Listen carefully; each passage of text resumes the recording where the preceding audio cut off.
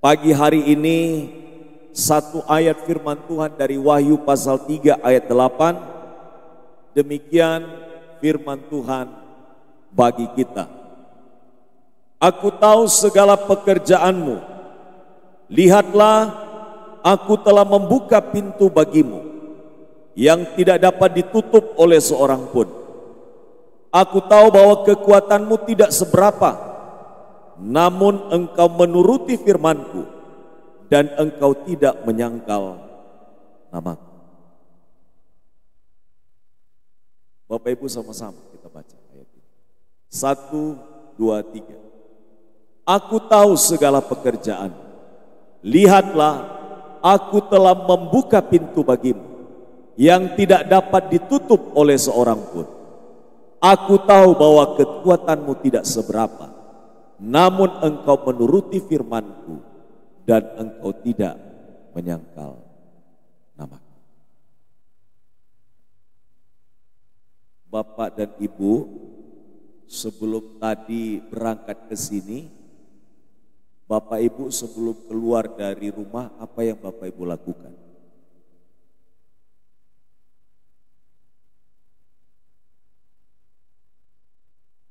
Banyak. Satu saja yang bisa buat Bapak Ibu bisa keluar rumah dan bisa sampai di gereja ini. Apa yang Bapak Ibu lakukan? Berdoa dulu. Jadi berdoa dulu itu yang membuat Bapak sampai di sini. Oke. Ada yang lain? Apa yang Bapak Ibu lakukan? Persiapan. Oke. Bapak Ibu perhatikan kalimat saya ya. Apa yang Bapak Ibu lakukan supaya bisa keluar rumah dan sampai di gereja? Apa yang Bapak Ibu lakukan? Tadi sudah disebutkan. Ada yang persiapan, ada yang berdoa. Apa?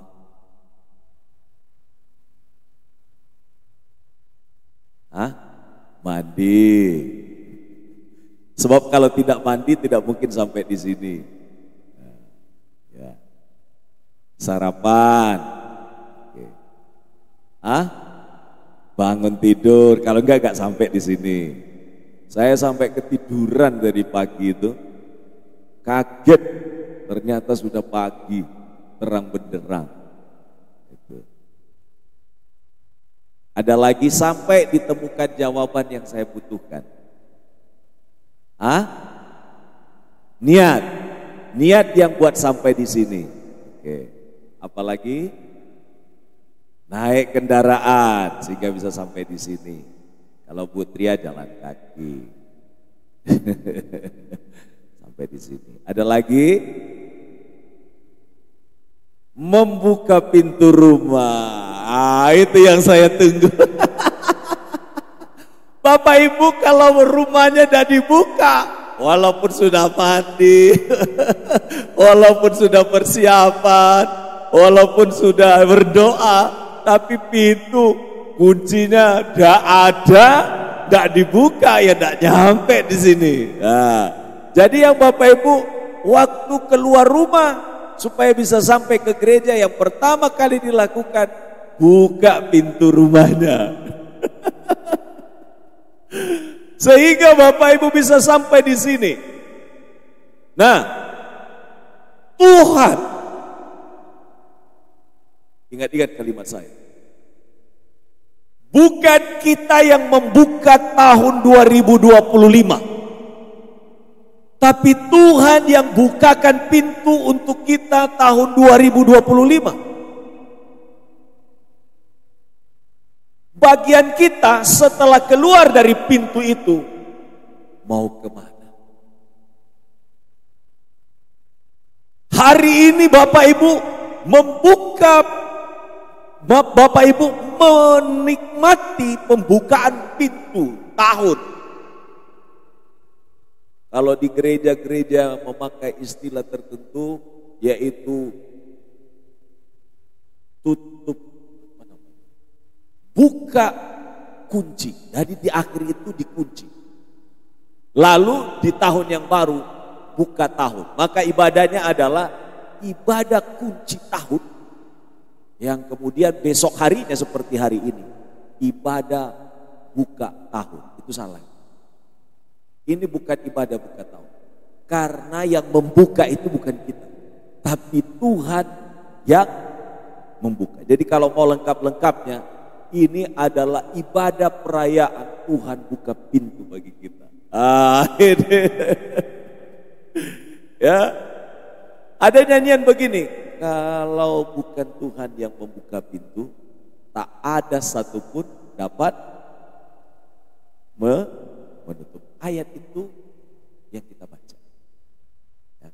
Kalau Tuhan sudah buka pintu, tapi juga ayat ini yang pernah dipakai oleh om saya untuk membuka pintu rumah dari paman saya.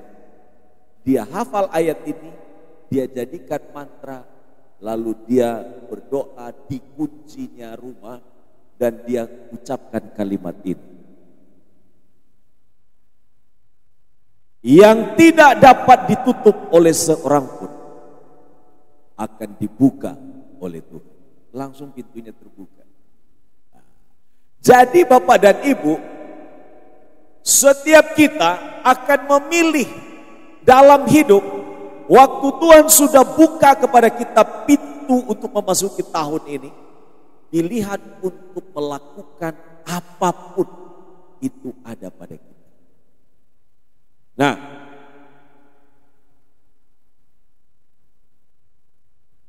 kita lihat bagian-bagian firman Tuhan ini.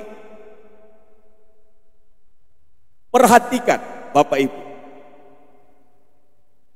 Waktu kita telah dibuka Tuhan pintu tahun 2025 ini, apa yang harus kita lakukan?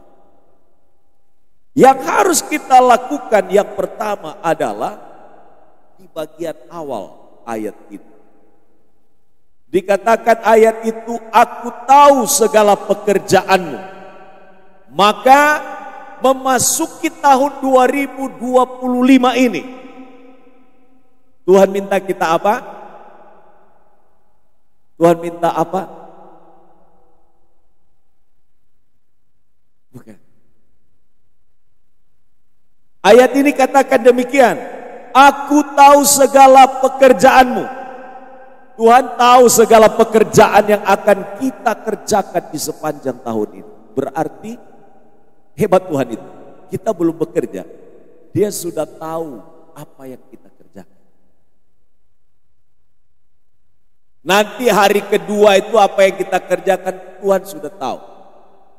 Bahkan yang sudah berlalu, nah kalau sudah berlalu masa Tuhan tidak tahu? Kita aja tahu. Tapi yang kita tidak ketahui itu apa? Yang kita kerjakan ke depan. Tuhan sudah tahu segala pekerjaan kita. Kalau Wahyu berbicara apa? Berbicara tentang catatan perjalanan hidup orang percaya. Catatan kehidupan orang percaya. Tapi juga berbicara tentang apa? Hari depan dari orang percaya. Tuhan sudah tahu. Hari ini, esok, ke depan, maka Tuhan itu dikatakan tahu. Sebab Dia adalah Alfa dan Omega. Dia tahu akan jadi apa hidup kita di kemudian hari.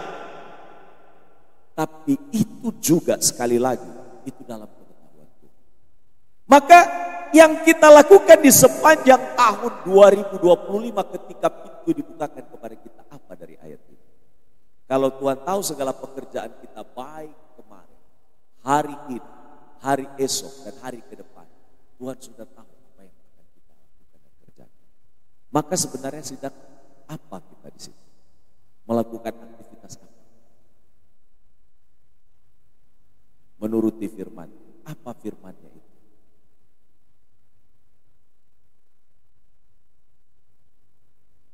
Ayatnya bilang apa? Aku tahu segala pekerjaan. Ini bisa dua kemungkinan. Ini adalah belum terjadi, itu juga bisa yang sedang terjadi dan akan terjadi. Jadi apa yang sedang ditekankan dalam aktivitas di ayat yang pertama? Kata kerjanya di sana apa? Penggawaian. penggawean awake dhewe. Aku tahu segala pekerjaan. Maka memasuki tahun 2025. Ayo, bekerja yang benar. Karena Tuhan tahu segala pekerjaan. Lakukan segala pekerjaanmu dengan benar.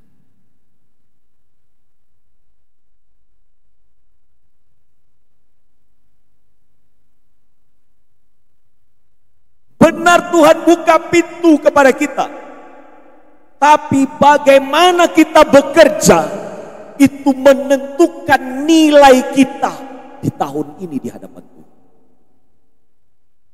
Doa saya, kita melakukan pekerjaan yang benar. Kita lakukan pekerjaan. Yang kedua, di dalam ayat ini dikatakan, aku telah membuka pintu bagimu. Lihatlah, aku telah membuka pintu bagimu. Ini bicara tentang kalau Tuhan membuka, berarti orang lain itu tidak mempunyai kuasa untuk membuka selain daripada Tuhan. Karena Dia berkuasa atas hari, atas waktu, atas segala sesuatu. Dan kalau kita tiba di hari pertama tahun 2025, karena Tuhan buka pintu. Kalau enggak kita mau bengong. Tapi Tuhan buka pintu. Itu bicara apa? Bagian yang kedua ini bicara itu adalah otoritas. Jadi yang kedua, apa yang kita lakukan di tahun 2025? Bergantunglah pada otoritas Tuhan. Kalau Tuhan perintah, jalankan. Kalau Tuhan tidak perintahkan, jangan lakukan. Kalau itu jelas dari Tuhan, lakukan. Kalau itu tidak jelas dari Tuhan, jangan lakukan. Hidup ini adalah pilihan-pilihan. 365 hari ke depan ada pilihan-pilihan. Tapi ingat, jangan melakukan apapun kalau Tuhan tidak memerintahkan kita melakukan. Karena Dia yang berotoritas membuka. Dia yang berotoritas atas kita. Maka kalau Dia yang berotoritas, jangan kita melakukan tanpa jelas itu dari Tuhan. Pekerjaan kita akan sia-sia. Pekerjaan kita akan mubazir. Hanya menyita banyak waktu, menyita banyak tenaga, menguras pikiran, tapi ternyata itu bukan dari otoritas yang Tuhan perintah. Kalau dibuka oleh Tuhan berarti Dia berkenan. Kalau tidak dibuka jangan paksa diri. Maka apa yang menjadi doa kita? Tuhan, saya mau lakukan yang pertama pekerjaan yang baik. Tapi saya mau mendengar suara perintah dan otoritas-Mu atas hidup.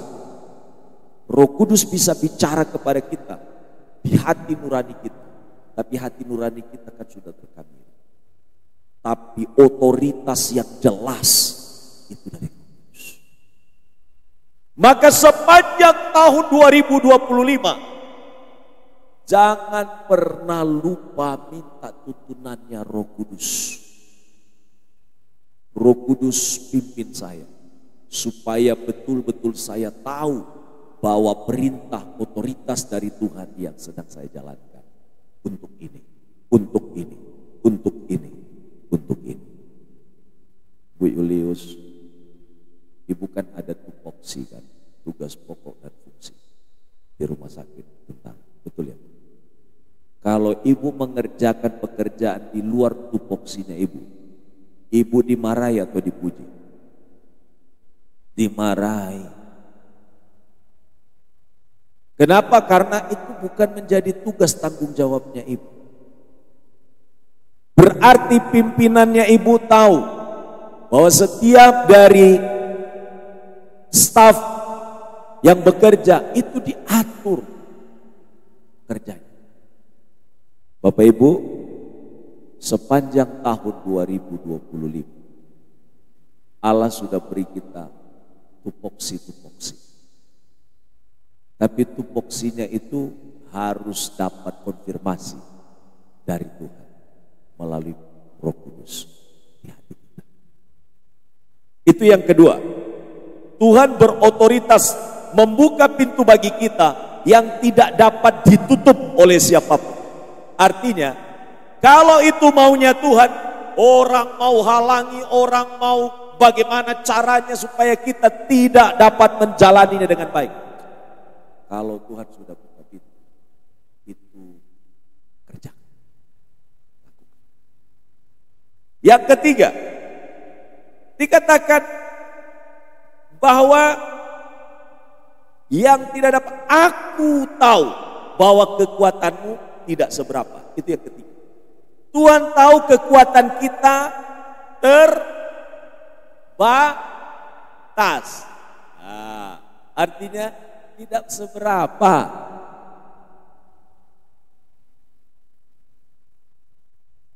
Apa yang Bapak Ibu persiapkan kalau orang bisnis di tahun 2025 ini? Sudah ada suntikan modal? Ada suntikan modal membuka tahun 2025 ini? Orang yang memulai usahanya pasti akan dapat suntikan modal.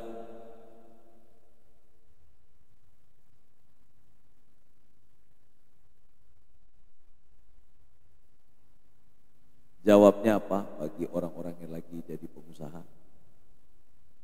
Kita tanya pengusaha catering. Ada yang suntikan modal, Bu?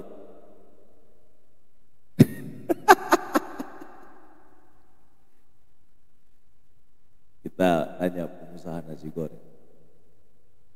Ada yang suntikan modal? Tidak ada. Nah, kalau yang dikebuli ini suntikan modal dari bosnya banyak. Amin. Ini saya baru tanya tentang masalah modal investasi. Kalau orang mau berinvestasi di tahun ini, maka dia harus punya modal.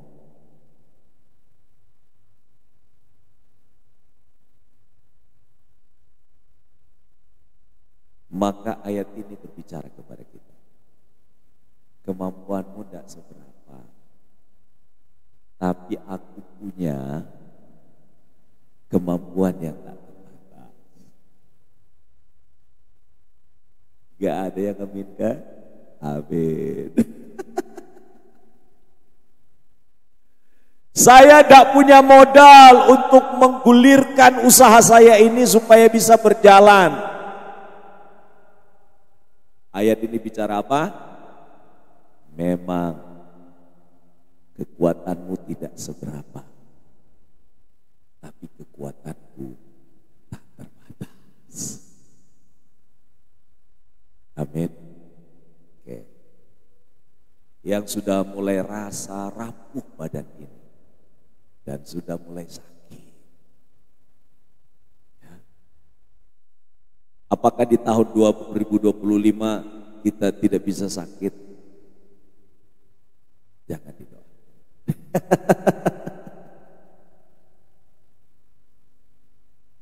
Kekuatan tubuh kita ini terbatas.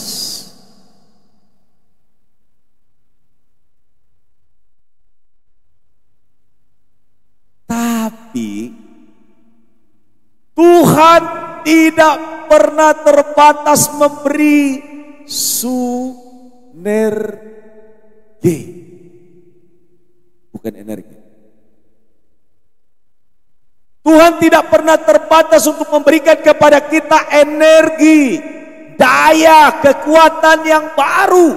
Maka kalau Tuhan membuka pintu kepada kita, bersiap-siaplah di dalam keterbatasan kita melihat tak terbatasnya Tuhan menopang tubuh fisik kita ini.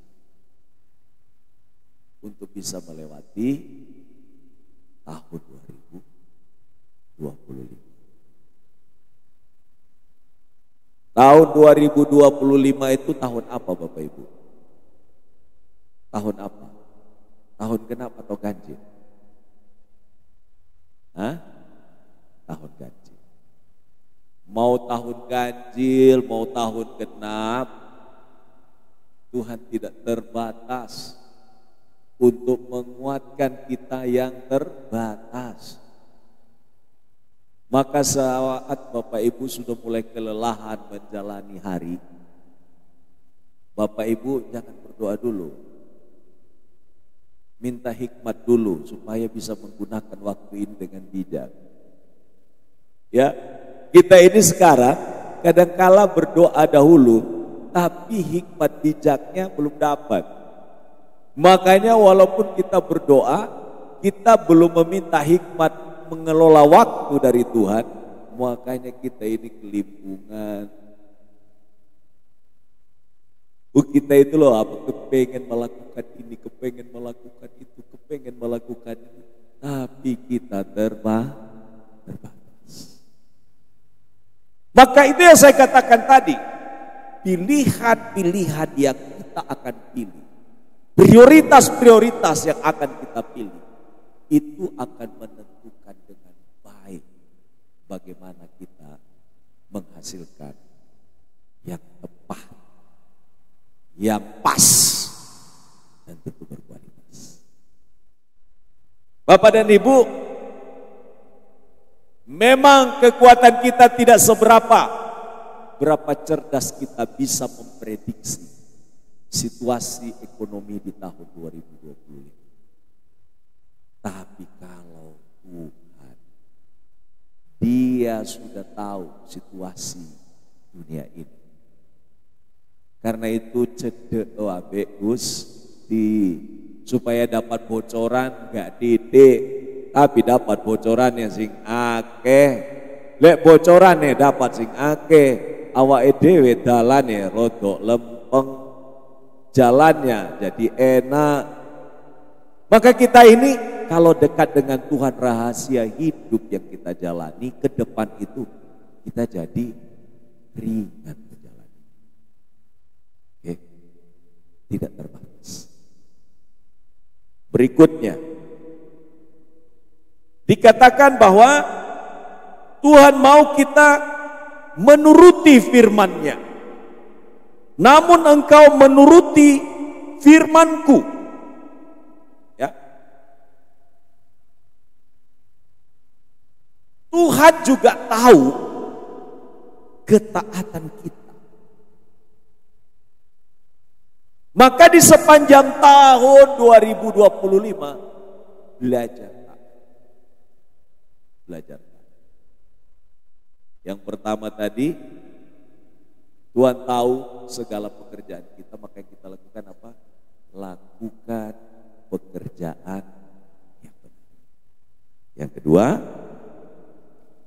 Tuhan itu yang membuka pintu, berarti Tuhan itu berotoritas. Maka kalau Dia yang berotoritas, maka semua hal yang kita kerjakan minta tuntunannya. Maka cedek dengan Roh Kudus supaya kita punya kepekaan. Yang ketiga, Tuhan tahu kekuatan kita yang terbatas. Maka apa yang kita lakukan? Karena kita terbatas, nyuwun tolong kepada Tuhan yang tak terbatas. Tuhan, modal saya segini, berkatilah supaya 2 roti dan 5 ikan jadi mujizat. Ikan tempe, ikan tahu diberkati Tuhan jadi mujizatnya dalam bentuk apa? Tidak berubah jadi hamburger, tapi dia berubah jadi apa? Jadi sehat bagi tubuh kita. Amin. Kalau makan daging, ternyata lupa doa, larinya ke kolesterol. Kadang orang kalau makan enak, lali tunggu, tapi pas makannya yang terbatas, doanya sungguh-sungguh, opo. Nah itu tadi. Kita lupa bahwa kalau kita dalam keadaan yang berlimpah, kita lupa ada sisi yang lain yang kita lemah. Apa itu? Nah itu tadi. Kita lemah dalam hikmah. Maka kita butuh apa? Tuhan yang tak terbatas. Ada enggak yang program kesehatan tahun ini akan meningkatkan berat badan? Karena menurut beberapa pertimbangan terlalu kurus. Maka ada yang punya program menaikkan berat badan. Itu loh herannya orang itu. Saya sering kali di rumah dengan ibu kalau ngomong-ngomong, dia bilang begini, saya ini tambah gemuk, pakaian saya tidak cukup. Tapi setelah itu mulai makannya cuma 1 kali, terus turun drastis. Loh, aku pada longgar, pergi kita ke tukang jahit. Jadi manusia itu kadang-kadang dalam hidup itu, jadi pilihan-pilihan hidup itu selalu ada konsekuensinya. Tapi saya tidak mau pusing. Saya tidak mau pusing. Yang penting jaga pola makan dan sehat. Ya. Amin. Makan sembarang silakan, tapi sedikit aja, diincip aja. Sebab ada orang yang kadang-kala tidak boleh ini, tidak boleh itu, pada akhirnya apa? Stres. Ya. Jadi yang bukan karena dia bukan karena masalah makan yang membuat dia stres, tapi karena tidak boleh dilarang-larang itu yang bikin dia stres. Tapi kalau sudah jelas dokter bilang begini, jangan makan karena ini efeknya, nah, itu salah sendiri kalau makan. Ya, salah sendiri. Itu berarti kurang berhikmah.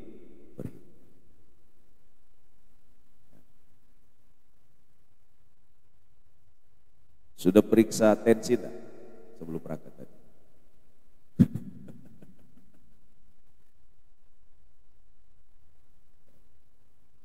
Ada yang bilang begitu.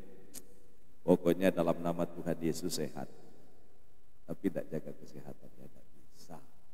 Mencobai Tuhan namanya. Ya. Makanlah yang teratur dengan baik. Jadi di bagian yang keempat ini Tuhan tahu ketaatan kita menuruti firman Tuhan. Karena itu bagian yang keempat, belajarlah untuk taat. Belajar untuk taat. Yang kelima, Tuhan tahu kesetiaan kita, tidak menyangkal. Ini kita doakan supaya kita tidak pernah sangkal Tuhan Yesus, melainkan kita apa? Kita menjadi orang-orang yang menunjukkan kesetiaan kita kepada Tuhan Yesus. Ya. Tahun 2025 ada orang-orang yang menyatakan imannya kepada Tuhan Yesus. Kemarin saat saya pelayanan tutup dan buka tahun, ada pemuda yang bawa pacarnya. Nah, itu bawa pacarnya belum seiman. Lalu saya bisikkan sama kepalanya, saya bilang begini, tolong perhatikan mereka-mereka ini, jangan sampai katut. Jangan sampai katut, mereka yang seharusnya bawa. Jangan sampai katut. Saya ingatkan kepalanya. Ya. Karena kadang-kadang itu orang rela mengorbankan imannya demi sesuatu yang bersifat keinginan. Ya. akhirnya mengorbankan Tuhan. Ya, yang muda-muda cari di kandang kambing atau di kandang domba. Nih cari di mana? Di kandang domba. Ya. Kalau cari pasangan hidup yang tapi kalaupun dapat yang tidak seiman, bawa kenalkan kepada Pak Ade supaya saya bimbing dulu. Mana tahu motivasinya hanya karena kegantengan anak-anak saya. Waduh, saya sudah kesem dengan anaknya Bapak. Saya jadi tahu. Oh, ingat-ingat Bapak dan Ibu. Gantengnya bisa luntur. Makanya ada guyonan begini. Nggak usah punya pacar yang terlalu cantik. Ya. Lebih baik punya pasangan atau pacarnya wajahnya jelek. Karena kalau yang cantik itu tidak konsisten. Tapi kalau yang jelek itu konsisten jeleknya. Kalau yang cantik katanya lama-lama luntur cantiknya jadinya jelek. Jadi daripada kita kemudian menjadi jengkel, kemarin saya lihat cantik sekarang kok kelihatan jelek. Kemarin wajahnya halus, sekarang kelihatan keriput. Lebih baik sekalian ya wajahnya jelek. Konsisten jeleknya Bapak Ibu tidak akan pernah menjadi stres. Itu guyonan.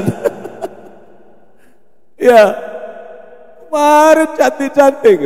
Setelah nikah, loh kok cantiknya hilang. Makanya lebih baik pilih yang jelek, karena jelek itu konsisten sampai akhir. Itu guyonan. Nanti kalau Kaisar memperhatikan ini, ibunya malah kaget. Sar, kamu pilih kok boyo mikir-mikir itu. Misalnya begitu, tapi itu guyonan. Yang saya katakan adalah orang itu bukan soal penampilan. Ya, penampilan setiap orang punya muka. Kalau nggak punya muka, ya jangan. Setiap orang itu punya wajah dan setiap orang itu punya kelebihan. Amin. Ini lama-lama saya jadi mau mendalami lagi ini. Bapak Ibu yang masih ada pasangannya ini, saya mau mendalami sebenarnya pertanyaan. Bapak dan Ibu itu waktu dulu mau menikah, itu pilih wajahnya atau pilih karena betul-betul hatinya itu cinta Tuhan? Kalau Bapak Ibu dulu itu salah pilih karena lihat wajah, sekarang tolong diperbaiki motifnya. Supaya itu tadi, karena kalau seandainya konsisten cantiknya ya puji Tuhan, tapi kalau tidak konsisten Bapak Ibu naik tensinya nanti.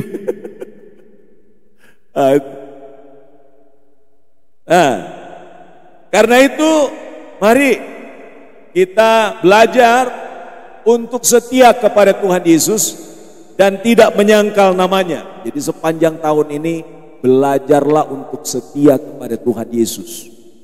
Ya. Hasilnya apa? Hasilnya akan kita peroleh. Dan hasilnya itu luar biasa. Kalau kita ada dalam kerja yang benar, menuruti otoritas Tuhan, dan kita sadar kekuatan kita terbatas dan kita yakin Tuhan tak terbatas untuk menolong, kita belajar untuk terus taat dengan menuruti firman-Nya, dan kita setia sampai akhir dan tak menyangkal namanya, maka Tuhan mengerjakan pertobatan, mengerjakan perlindungan, mengerjakan kemenangan kepada kita.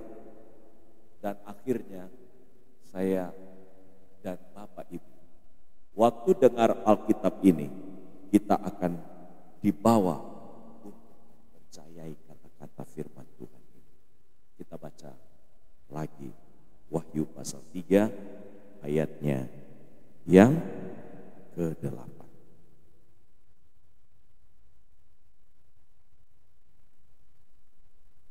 Satu, dua, tiga. Aku tahu segala pekerjaan. Lihatlah, aku telah membuka pintu bagimu yang tidak dapat ditutup oleh seorang pun. Aku tahu bahwa kekuatanmu tidak seberapa, namun engkau menuruti firmanku dan engkau tidak menyangkal. Tuhan memberkati.